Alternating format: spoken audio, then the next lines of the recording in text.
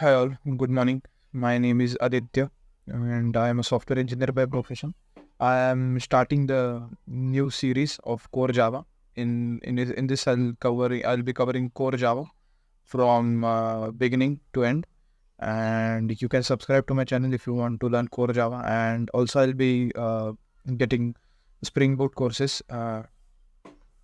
Starting with Core Java. First, we'll analyze the statement like Java is known as platform independent. So, what is platform? Platform is actually hardware plus operating system.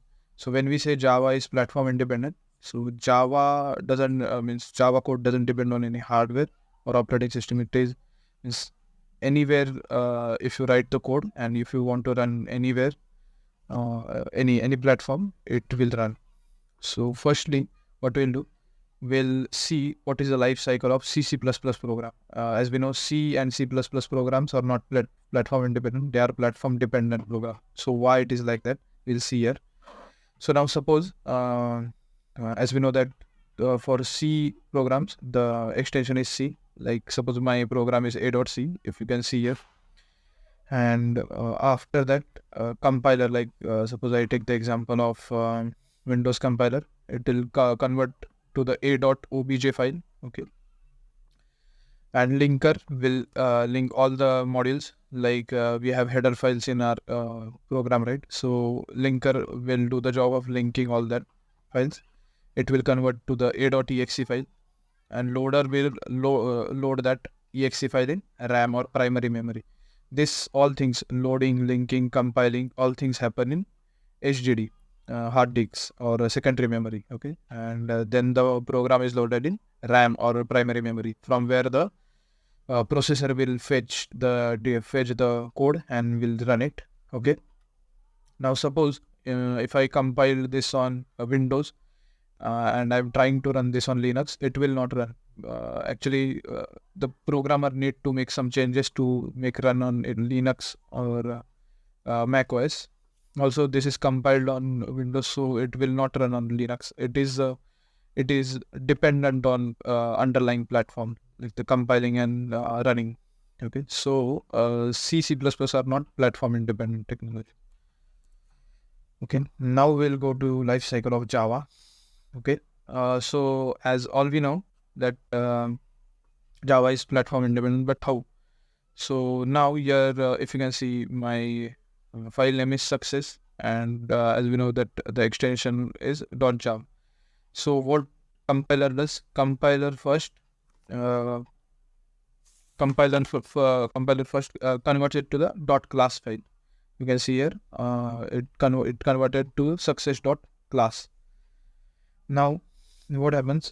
This success.class has the highly optimized platform independent bytecodes, which can be interpreted by JVM or Java.exe. Like success.class is also having machine level code like 0 and 1s, but they are platform independent, which can be interpreted by the specific JVM. Suppose I compile this success.java on Windows, and I am I am running this success.class on Linux or Mac. It will run with no issue, because these JVMs are specific to the platform. Like this JVM for Linux will be different. JVM for Mac will be different. Means they will be internally having different codes. But as a programmer, we don't have to care about it. So here we can see we can compile our Java program anywhere, and we can run it anywhere. So Java is also spelled as WORA, WRA, write once, run anywhere. Okay. Also, I've written the same thing here. If you want to note it, you can pause the video and note it. So Java compiler, which is also known as Java C.exe, it is a file which converts the source file into a lightly optimized platform independent bytecodes. Okay, and which can be interpreted by JVM. Also, if you note here, we are compiling Java code. Also, JVM will interpret it. So Java is also compiled plus interpreted language. Java is not only compiled language. Okay, like JavaScript. JavaScript is the best example of interpreted language. What is the difference between compiler and interpreter? So compiler actually sees the code, sees all the code at a time, but interpreter, it reads the code line by line. So languages like Python, languages like JavaScript, they are interpreted language. So the code is run by line there.